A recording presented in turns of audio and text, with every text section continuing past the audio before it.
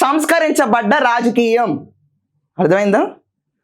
నేతగా బిహేవ్ చేయడం, మహిళలకి ప్రాధాన్యత ఇవ్వటం, ఆ లెక్కన పురుషులకు కూడా హై ప్రాధాన్యత ఇవ్వాలి. నేను ఇక్కడ జెండర్ డిస్క్రిమినేషన్ కూడా మాట్లాడట్లా.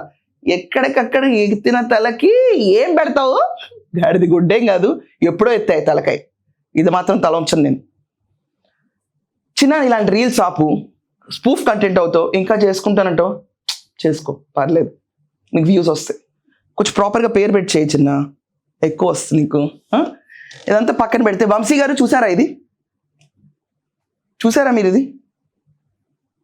ఇప్పుడు నా పేరు చెప్పి ఎవరైనా బెదిరించారనుకోండి, నా పైన మండుద్ది.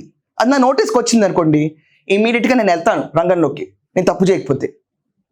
ఇన్నాళ్ళ నుంచి మొత్తుకొట్టాను, లంచం ఇచ్చానని చెప్పి. నాకు ధైర్యం ఉందా? మీకు ధైర్యం ఉందా? సింపుల్గా అడుగుతున్నా, ఎవరి ధైర్యం ఉంది? పోనీ